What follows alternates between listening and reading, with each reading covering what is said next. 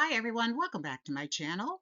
This is Josie's Point of View, where we focus on human interest stories from the Carolinas and beyond. Today's Monday and it's March the 30th, 2026. Thank you so much for tuning in. If you're new to my channel, I want to thank you so much for stopping by. I hope you find the information here to be informative.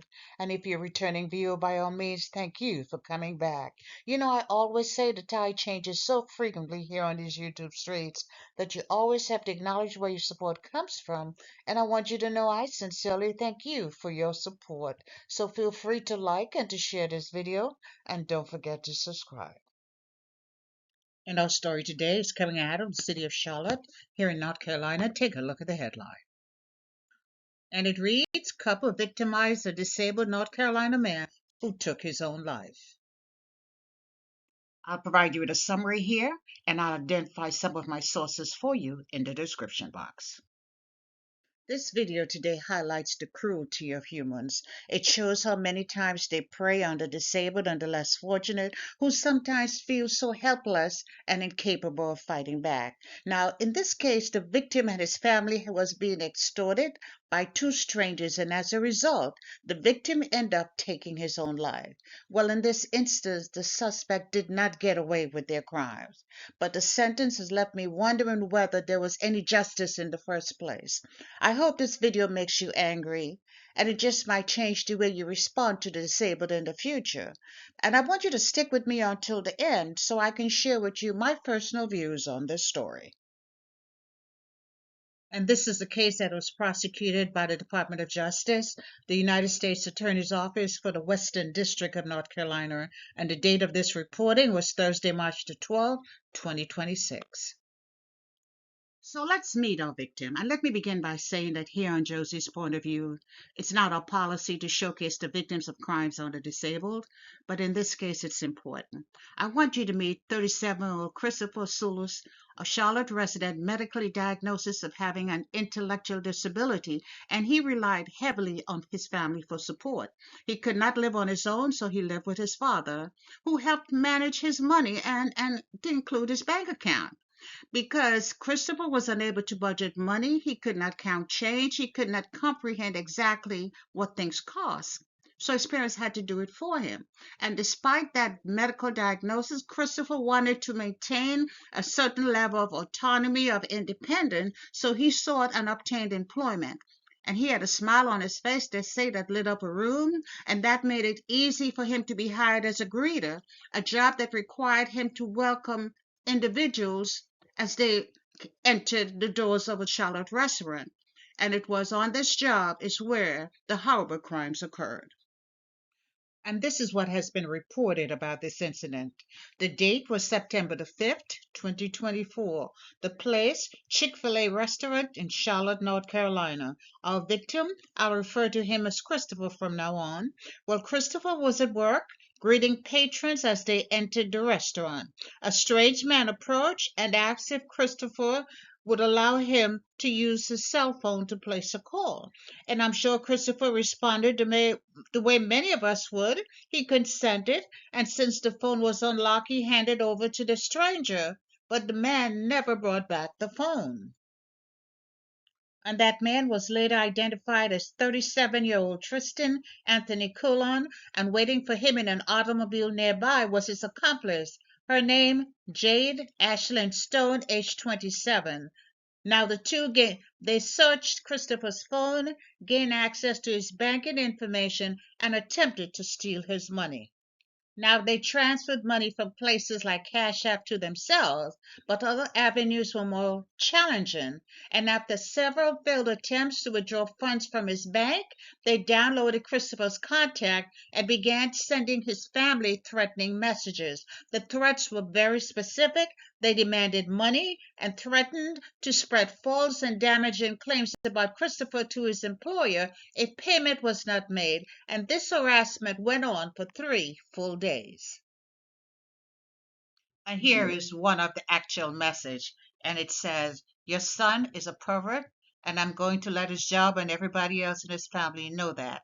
Unless you want me to ruin him and embarrass you, I suggest you provide some compensation. See, they were very specific. Now, investigators say additional messages threatened to accuse the victim of harassing girls, visiting brothels, paying women for sexual images, and engaging in sexual activity with minors.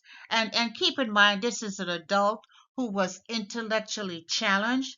The family were discussing these accusations with him and sharing whatever interactions they were having with these two evil people. And I'm sure, they were demanding answers, but unfortunately, they did not go to the police, and poor Christopher was overwhelmed. He did not know how to handle such a situation. And one thing he knew, or two things he knew, one is that he did not want to go to jail, and two, he did not want to lose his job. He felt helpless and alone. And as I already mentioned, this harassment went on for 3 full days.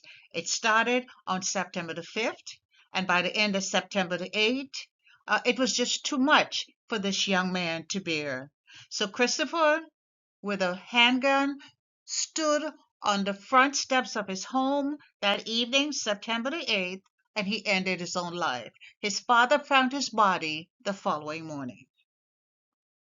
And these two evil monsters, Tristan Cullen and Jade Ashland Stone, were arrested in South Carolina and charged with cyberstalking, conspiracy, wire fraud, and conspiracy to commit extortion. Prosecutors say they intentionally targeted this North Carolina resident with intellectual disability for their own enrichment.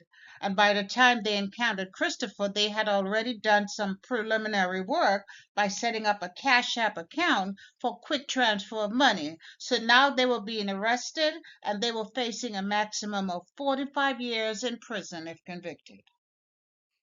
But rather than facing a jury trial and the possibility of a lengthy prison sentence, the couple entered into a plea agreement where they pled guilty to lesser charges, to partial charges, conspiracy to commit cyberstalking, and the judge then set a tentative date of March 12, 2076 for sentencing.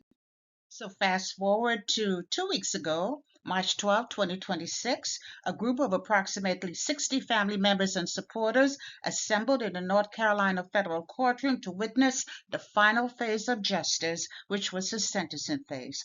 It was reported that the courtroom was full and several attendees had to be turned away.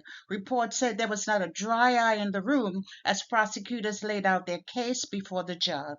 And after listening to both sides, the judge sentenced Tristan Cullen to 41 months in prison, which is 3 years and 5 months. His companion, Jade Stone, received a sentence of 27 months, which is 2 years and 3 months. They were also ordered to serve 3 years of supervisory leave and will have to pay restitution in the amount of $26,700. And like many in the community, I have to ask, how in the world is this justice? I have to tell you, I was shocked by the low sentence both of these people received. Like many in the community, we don't believe the sentence is reflective of the crime and the injustice that was committed against this gentleman and his family. Where was the justice? A man lost his life, and it seems as if the people who should be punished, it seems as if they would be walking the street in no time. But then again, we just don't understand all aspects of the law, and maybe in the prosecutor's eyes, it was important for them to have some sentence rather than allowing them to walk free. And then I saw this statement from one of the investigators on the case, and very support what I just said. I just want to focus on what's highlighted in yellow. It says, while Christopher's life is priceless and his family's forever changed, we hope a federal prison sentence will bring some form of justice and comfort for his loved ones. And it's probably, they felt that it may have been a difficult case for them to prosecute and win, so they had to settle for a plea deal. But I'll try to stay on top of this case and I'll bring you updates whenever they become available. And that's all I have for you right now, but feel free to leave me a comment below and let me know what you think about this video, and by all means, feel free to like it and to share it. And if you haven't done so already, I want to invite you to subscribe to my channel by clicking on that red subscribe button. It's on the bottom right-hand corner of your screen. And if you click on the bell that looks like just like this one, that's the notification bell. If you click on that notification bell, you'll be the first to know whenever a new video is uploaded. I thank you for watching, and I'll talk to you soon. Bye.